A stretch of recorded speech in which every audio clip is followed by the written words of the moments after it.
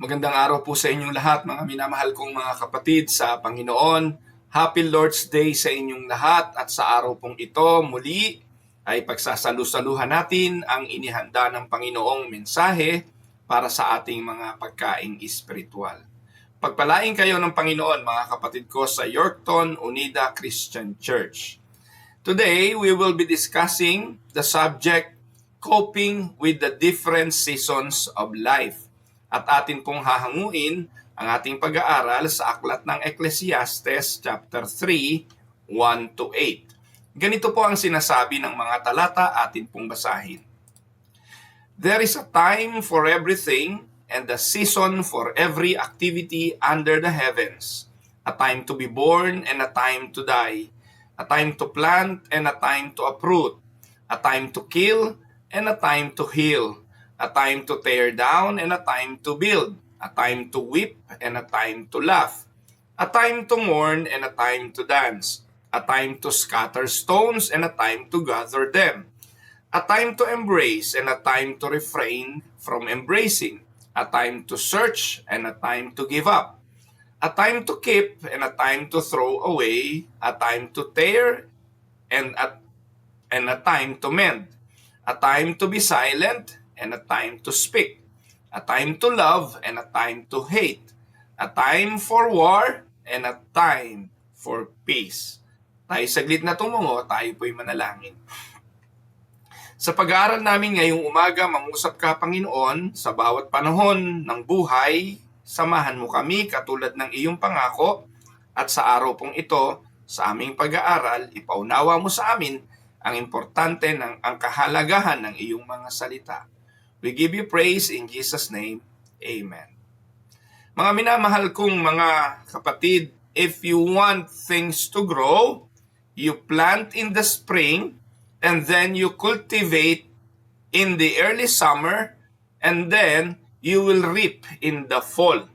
Kung kayo po'y sanay sa pagtatanim, magsisimula kang magtanim, spring pa lang, and then, pagdating ng summer, doon ang cultivation, doon ang pagpapataba, at pagdating ng fall, aasahan mong ikaw ay aani.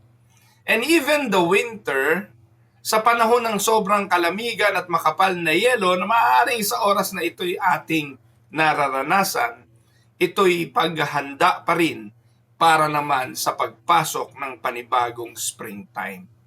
And it's also the same sa ating spiritual life. Hindi po ba? Ganon din sa ating buhay. Ang tanong ay, why do we have or experience times of difficulties and times of happiness? We have difficult times and we have joyous time. Why do we have sorrow and grief? Why do we have both pain and happiness? Because it takes different season in our life for God to mold us and make us what He wants us to be. Pinararanas tayo ng iba't ibang panahon ng ating mga buhay kasi bahagi ito ng paghubog ng Diyos sa mga buhay na ito. Amen? But unlike the seasons of the universe, winter, spring, summer, or fall, there are seasons, hindi po ba? Na ibinigay ang Diyos sa universe. Mainly in our universe, God has given these seasons. Winter, spring, summer, fall. But there are many, many more seasons of life. Maaring sa oras na ito, nasa season ka ng kalungkutan dahil ikaw ay nakaranas ng mabigat na karanasan. Maybe today, some of you are going through different seasons of lives. You may be in a season of growth. Others are in a season of complacency. Sometimes may mga difficult seasons ng buhay na talagang ayaw nating daanan. But it helps us to understand if we are going through different season na ito ay bahagi ng layunin ng Diyos. If you are working with somebody, they are going through a certain seasons of life, mahalagang matutunan natin ang lesson na ito para makapagpayo sa kanila. O kaya naman para sa atin maging dahilan para matapik natin ang ating mga balikat at i-encourage tayo nito. Ang Biblia hindi nagkulang sa pagpapaalala sa atin sa iba't ibang panahon ng ating buhay. Sinimulan natin ang talatang ating binasa sa katagang, "There is a time for everything and a season for every activity under heaven." Sa ibang translation, everything on earth has its special season. Kaya sa umagang ito, mga kapatid, I want you to look at the fact that the seasons of life are providential. Yun ang unang punto. There are some facts about the seasons of life, and the first point, the seasons are providential. Lahat ng pangyayari, lahat ng kaganapan, kung anumang season ng buhay ka meron ngayon. The Bible says, Daniel 2:21, He changes times and seasons, He deposes kings and raises up others. He gives wisdom to the wise and knowledge to the discerning. Anong ipinakikita ng bagay na ito? Ang bawat panahon ng buhay ay providential, meaning pinayagan, pinahintulutan, ipinrovide ng Diyos, siya ang may control. God controls the times and seasons. Can we say amen? Sabi ng Bible, He makes and He unmakes the kings. Kaya kung sino man ang presidente ngayon, sino man ang prime minister ngayon, sino man ang pinuno ngayon, sino man ang pastor ngayon, sino man ang iyong employer ngayon, Panginoon ang naglagay at Panginoon ang magtatanggal. Amen? Now, the difficult things about seasons of life for us are we know the seasons of life are coming. We know these different things are going to happen to us at some point in our life. But, ito po yung mahirap. We don't have control over when they come. Alam natin padating na ang winter. Yes, napaghahandaan ng iba. Nakakabili ng shovel, yung iba ay mayroong snow thrower o snow blower at kung ano-ano pa. Pero ang kapal at dami ng snow, wala tayong kontrol. Ang lamig, kung hanggang ilang minus degrees centigrade, we don't have any control. Ang Diyos lang ang may control ng bagay na yan. Pwede kang bumili ng makakapal na winter jacket, magpalit ng winter tire, magdagdag ng extra heater sa bahay mo kung kailangan, but we don't have over control kung gaano kalamig ang winter. Waiting is a season of life. Why is it so difficult to wait? Di ba may panahon ng waiting? Yung bang tipong nag-apply ka trabaho, ang tagal sumagot. O naliligaw ka hanggang ngayon, di ka pa sinasagot. No? Yung panayang ang ano tawag doon, panayang parinig mo, panayang dalaw mo, panayang invite mo magkape, ayaw ka pa rin samahang magkape. No? Pero hindi ka pa rin sumusuko at naghihintay ka. Di ba napakahirap nung seasons of waiting? Why? Because we have no control over things. Nanliligaw ka sa isang babae, nanunuyo ka. Kaya mo bang baguhin ang isipan nun? Hindi. Talagang ang may control nun, kapangyarihan lang ng Diyos. Things happen, circumstances occur that we have absolutely nothing to do with. And we are victims of those circumstances in a sense, and yet we are not victim. Because we need to understand that waiting for answered prayer, waiting for God to do certain thing, waiting for a certain goal to reach, waiting for a certain thing to happen in your life, again, is a part of every seasons of life. And the seasons of life happen very suddenly. Ang bilis nitong magbago. Sa Calgary, sa Alberta, pwede nyo maranasan ang 4 na season sa isang araw. Pumunta po ako dun namasyal kami, ubod ng init. And then all of a sudden, kainit-init, biglang nagdilim at nag-hail. Hail! Di ba snow yon?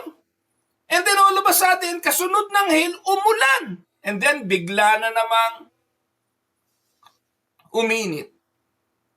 In one day, kaya nakakasakit ng ulo dyan sa Alberta eh. Papalit-palit ang panahon sa loob lang ng isang araw. Ganun kabilis. They change very quickly. You're in a season of life and suddenly occurs and you're in a total different season. Naranasan nyo ba? Saya-saya nyo ngayon? And then all of a sudden, bigla kang lumungkot sa isang sirkumstansya. Maaring meron sa inyo na dati kapiling ang mahal sa buhay, nanonood ng telebisyon, kumakain ng sabay, pero ngayon sa isang karamdaman, nagsosolo na lang kayo ngayon. Di ba yun ang tinatawag na seasons of loss? Maybe it was through death, or maybe divorce and separation. Iba-iba eh. And you were in a season of marriage and now you are in a season of being single again, or being widowed, or being divorced. Suddenly, you are now in a different seasons of life.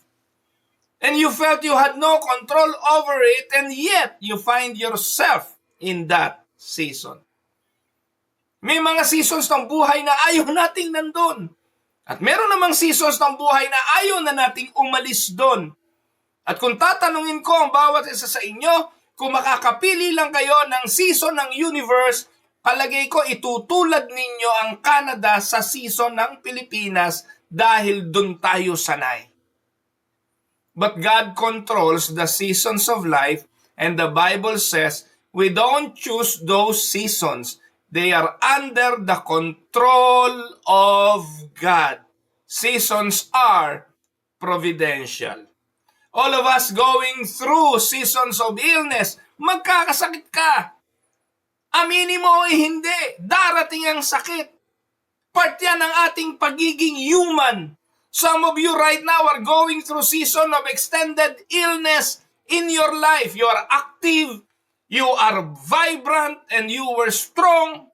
And now you find there are things that you cannot do anymore.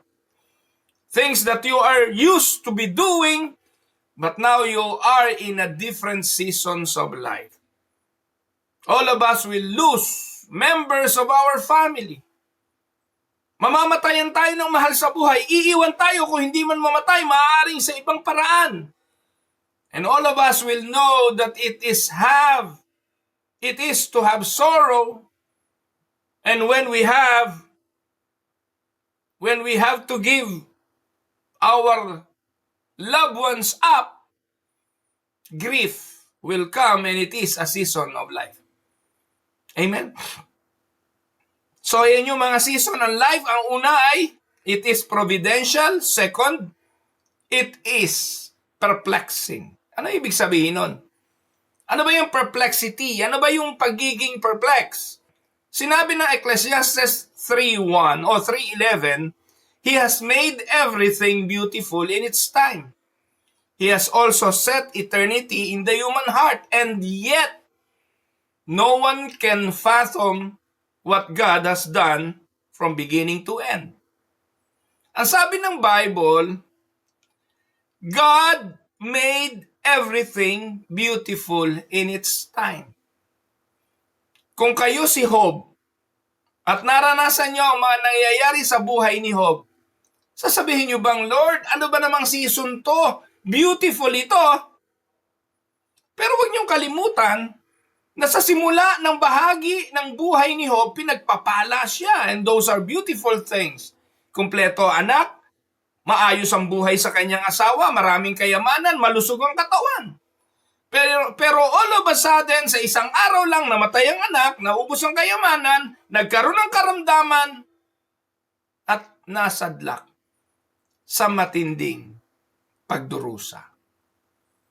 Ngayon, sa mga panahon na yon, I know, because I read it already, and you know, kasi napag-aralan na ninyong lagi, na sa kabila ng mga nangyayari kay Job, may kamay na kumikilos, may Diyos na nagpo-provide ng mga bagay na yon at pinahintulutang mangyaring pahirapan siya ni Satanas. Pero sa kabila ng lahat ng iyon, maganda ang plano ng Diyos. But during that time, ang sabi ng Bible, no one can fathom what God has done from beginning to end. Yun ang kanyang mga kaibigan Nung binuksan na ang kanilang mga bibig at nagpayo kay Job, puro palpak ang kanilang mga payo. Ang sabi nila kay Job, ano ba kasalanan mo, Job, at nagkaganyan ka? Clueless sila sa nangyayari. Ang sabi ng isang kaibigan, Job, magsisi ka lang. Pagsisihan mo lang yung kasalanan mo, maaaring mabago takbo ng buhay mo. So they associated everything that is happening to Job because Job had sinned against God. Mga kapatid, God does everything just right and on time. But people can never completely understand what He's doing. Minsan ba natanong mo na rin ng Diyos ba't nangyayari ang mga bagay na ito? Normal lang yun. Kasi po ang katotohanan, hindi naman natin alam talaga kung ano nangyayari. Now, sometimes we think we can understand God. But think about it.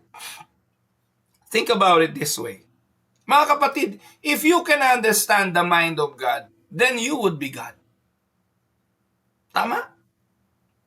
And so we will never totally understand God. Now, it's true that sometimes we can look back at seasons of life that we've gone through and we understand better in the future, right? Naunawaan natin in the future why those things happen. Pero hindi laging ganon. May mga bagay na talagang darating yung panahon, aalis tayo sa mundong ito nang hindi natin maiintindihan. But at some point, meron din naman na mapapalakpak tayo, sasabihin natin, kaya naman pala. Kaya pala naganap yun. Kasi ipinaunawa sa atin ng Diyos in a distant future kung bakit yon naganap. Tandaan natin mga kapatid, there are some things that we'll never understand until we get face to face and see and know, and then we'll understand. The Bible says, now we look through a glass darkly mirror. Many times it is cloudy. Sometimes yung understanding natin marred, hindi malinaw. It's perplexing. And we say, Lord, why this things happening to me? Why is this happening now? And we say, God's timing is terrible. What He's doing is not really understandable, and we're just perplexed. Tandaan, you are not God, and I am not God. Therefore, there are things in life that we cannot fully grasp. Na wala tayong magagawa kundi ipagkatiwala. Amen? Yan po ang mga season. The season of life is providential. Second, perplexing. And the third, the season of life are purposeful. God always has a purpose. Your life, if you're a Christian, is not a series of random events na walang koneksyon. Everything in life is interconnected. What is happening right now, though we don't understand, though it is perplexing, sabi ng Romans 8:28, may purpose. And we know that in all things God works for the good of those who love Him, who have been called according to His purpose. We know that all that happens to us is working for good. It may not be good, but all is working for good. If we love God, it will fit in His perfect plan. Look at this. The Bible says that all that happens, pag sinabing all that happens, that includes the bitter things. Amen? The hard things, the hurtful things, and all of those things can work together for good. Di naman sinabi ng Bible na lahat ng bagay sa buhay ay masaya. Hindi naman sinabi na lahat ay beautiful.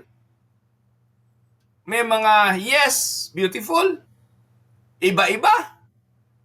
Masakit. Hindi natin nauunawaan, pero lahat ng ito nagkakalakip-lakip para sa ikabubuti ng mga nagsisiibig. Katulad na nangyari kay Jose. One example is Joseph. Itinapon ka ng mga kapatid mo sa pit. Ibinenta ka. Dinala ka sa ibang bayan at kung ano-ano pang iba't ibang karanasan. Pero lahat nagkalakip-lakip at nung nagtagpo na siya at ng kanyang mga kapatid, ano sabi ni Jose? Pinauna lang ako ng Diyos sa lugar na ito para matupad ang kanyang kalooban. You meant it for evil, but God made it for good. Amen? So the seasons of life are providential. They are controlled by God. They are perplexing. Sometimes we don't understand. And they are purposeful. God has purpose in them. Amen? And then, ano yung pang-apat?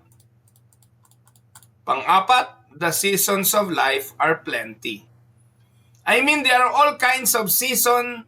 There is a time for everything, a season for every activity under heaven. And then he mentioned several life experiences. Isa-isa natin binasa doon sa ating paksang talata, 28 different life experiences that he mentions here. And we won't cover every single one detail. Napakahaba po nun. Iniisip ko nga po gumawa ng series sa Tinig ng Pag-asa dito lang sa seasons of life eh. Kasi ang dami niyan. There is a time to be born, there is a time to die, there is a time to laugh, time to cry, time to find, time to lose, time to plant, time to uproot, time to dance, time to grieve. There's a time to keep and there's a time to throw away. Napakadami. Mga kapatid, be honest. Gaano karami sa inyo ang ubod ng daming mga bagay sa bahay na hindi ninyo naman nagagamit? Ubod ng dami ninyong damit. Hindi naman lahat na isusuot. Ang problema nga nito pagdating ng linggo, bubuksan mo yung closet hindi mo alam kung ano susuot mo. O kaya yung refrigerator mo, bubuksan mo, hindi mo alam kung anong lulutuin mo, ubod ng daming laman. Nakuha niyo po mga kapatid? Yung mga garahe ninyo, ubod ng daming nakatambak. Minsan bili ka ng bili sa garage sale o kung saan man, pero hindi mo naman nagagamit. In other words, napakadami mong mga bagay sa buhay na minsan hindi naman natin napapakinabangan. Ganon din po sa buhay naman talaga. Life is a combination of contrasting season. If you'll notice, there are all these seasons in Ecclesiastes contrast. Di po ba? In other words, it is not all pleasure or all pain. It's a combination of pain and pleasure. Time to be born, time to die. Time to plant, time to uproot. Combination God knows all sunshine will make a desert. Gusto mo bang tumira sa desert? Gusto mo bang puro snow? O meron namang ganon, yung Greenland. Yung kinakamkam ngayon ni Trump. Puro yelo doon. Sa Alaska, 6 na buwan yatang puro yelo doon. Sa Yakuts, yung Yakutsa, sa Russia, minus 70 degrees lagi doon. Pero may nabubuhay doon. At yung mga taong yun, naiintindihan nila ang pamumuhay doon kasi doon na sila lumaki. Pero meron ding panahon sa Yakuts na pumapalo ng positive degrees ang kanilang temperature. Alam ng Diyos ang lahat. God knows how much we need in our life. We need rainy days as well as sunny days. And so there are all kinds of seasons of life. There are time to speak up and a time to be quiet. Tama.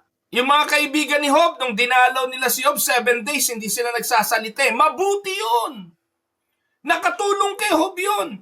Yung presensya lang nila nakatulong kay Job, nakasama pa nung nagsimula silang magsalita, sa halip na encouragement, diniscourage pa nila si Job at pinagbintangan na ang nangyayari sa kanya ay bunga ng kanyang kasalanan. Amen? So life is a combination of contrasting season. Kaya kapatid, kung madilim ngayon, huwag kang mawalan ng pag-asa, liliwanag din. Kung nasa kalungkutan ka ngayon, sasaya din. Yan ang contrast eh. Pag may pagluha, may panahon ng pagtahan. At kung si Ate Loida, hiwalay ngayon kay Pastor Epi, February 7 lang, alam na natin kung ano mangyayari. Happy na uli si kapatid na Loida. Amen? So, life, sabi nga, the season of life are providential. Second, perplexing. Third, purposeful. Fourth, plenty. At panlima, productive. Sa bawat season ng buhay, dapat maging productive tayo. Kung ito man ay depressing, huwag mong payagang magnguy-ngoy at mawalan ka ng pag-asa. Don't give up. If you're going through a season of life and you don't think much is happening, concentrate on God and be faithful. Keep trusting God.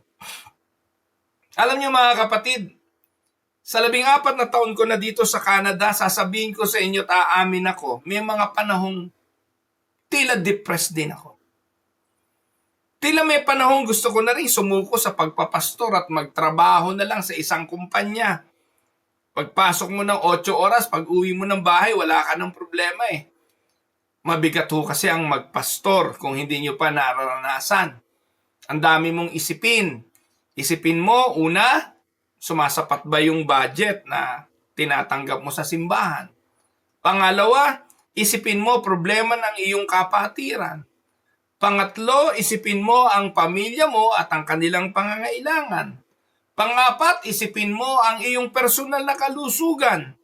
Panlima, isipin mo kung ano ipapakain mo sa mga kaanib, espiritual na bagay, ise-sermon, ituturo at pangangalagaan ang buhay ng mga kapatiran.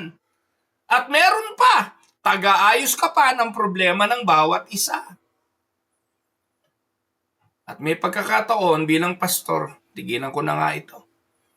Intindihin ko na lang ang sarili ko. Pero ang kaibahan bilang pastor at kami bilang mga manggagawa, hindi ho namin natatakasan ito eh. Ang paglilingkod ay hindi trabaho, hindi siya profesyon, ito ay calling. At ang tumawag ay Diyos, katulad ni Job o katulad ni Jonas, hindi natatakasan ng Diyos. Kaya lagi na lang pinapaalalahanan namin ang aming mga sarili. I am talking about being a pastor kasi pastor ako eh. Pinapaalalahanan lang namin ang aming mga sarili katulad ng paalala ni Pablo sa mga taga-Galatia chapter 6 verse 9. Let us not become weary in doing good, for at the proper time, we will reap a harvest if we do not give up. That means we don't give up. We're going to grow through experiences. Amen? God is up to something even when we don't see Him working. Amen? May ginagawa ang Diyos kahit tila hindi natin nauunawaan. So I want to encourage you, whatever season of life you are in, that season of life can be productive. Amen? Now, pwede ko na tapusin ang mensahe rito eh. But let's look at how to face the seasons of life very quickly. Paano ba harapin ang mga season ng buhay na ito? And if you're going through a season of life, let us say pain or disappointment or seasons of victory. So, anong dapat natin gawin? The first question you ask is, how can this season of life direct me? How can it direct me? Saan at paano ba ako idedirekta ng pangyayaring ito? Because God uses every season to teach us something, to communicate to us something about Himself, something about His faithfulness, something about His love, something about His strength, something about His power. So say, how is God directing me in these seasons of life? Deuteronomy 11:2 ang sabi, remember what you've learned about the Lord through your experiences with Him. In other words, do not waste your experiences. Do not waste your pain. God has a purpose behind it. Alamin mo papaano ka ididirekta ng season ng buhay na ito. 2. How can this season of life correct me? Because many times God will allow the difficult things para tayo i-correct. Tama? Hindi mo po pwedeng sabihin na, ano ba naman to? Wala naman layunin tong mga pangyayaring ito. No. Minsan, ginagamit ng Diyos yan para tayo'y itama. Look at what the Bible says. People ought to enjoy every day of their lives. Ecclesiastes 11:8. But if a man live many years and rejoice in them, yet let him remember the days of darkness, for they shall be many, and all that cometh is vanity. How can you enjoy a day when you're going through a horrible time? How can you enjoy a day that's so difficult? You hate to see sun come up, and you think it's never going to end. How can you enjoy a season like that? Well, mga kapatid, you need to realize that still is a day that God has given you to live. Kahit gaano kadilim, tingnan mo ang katotohanan na ikaw ay buhay at pinaranas pa rin ng Diyos ng araw na yun. Amen? 1 Thessalonians 5:18, give thanks in all circumstances. This is God's will for you.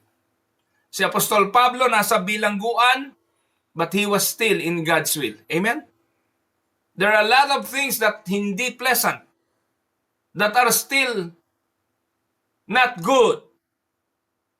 Pero, it is part of God's will. Hindi naman sinabi ng Bible, it doesn't say give thanks for it, but give thanks in it.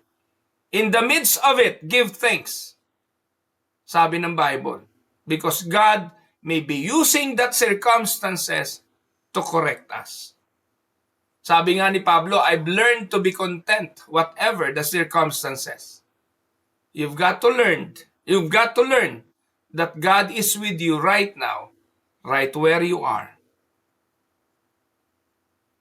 Kaya ang tanong, how can these seasons of life direct me? Second, how can these seasons of life correct me? At panghuli mga kapatid, huling tanong, how can this season of life perfect me? You are going to progressively become like Jesus. Sanctification is progressive. Hindi tayo perfecto pa. Pero binabago niya tayo araw-araw. He wants to perfect you in the sense He wants to mature you. He wants to conform you to the image of His only begotten Son. He wants to conform you to His character. He wants you to conform to His way of thinking. He wants to conform you to His faith. Now, I want you to listen to me very carefully just for a moment. Mga kapatid, our great problem is not we don't want to do what's right. Not that we don't want to help others. Not that we don't want to be used by God. Not that we don't want to be like Jesus. Ang problema natin minsan, hindi natin siya pinakikinggan. Ask the question, how can this season of life perfect me? Mga minamahal kong mga kapatid, sana po may natutunan tayo sa pag-aaral na ito ngayong araw. At dalahin tayo ng mga aral na ito sa pagsusuri, pagsasaliksik, sa meditation, sa bawat pangyayari sa buhay. Dahil sa lahat ng ito, may Diyos na kumikilos at nagpapahintulot sa bawat kaganapan. Pagpalain kayo ng Panginoon. Happy Lord's Day uli sa inyong lahat. If only I can be there, mas gusto ko pong kasama kayo ng mukhaan. Subalit, alam nyo naman po ang hirap ng maglakbay sa panahong ito papunta dyan. At hindi man tayo nakikita ng mukhaan. Lugi ako ngayon, nakikita nyo ako, hindi ko kayo nakikita. Pero ganun pa man, ang mahalaga ay napagsaluhan natin ang mensahe ng salita ng Diyos na sa araw na ito'y kanyang ipinaalala. Pagpalain kayo ng Panginoon. Happy Lord's Day, everyone. God bless.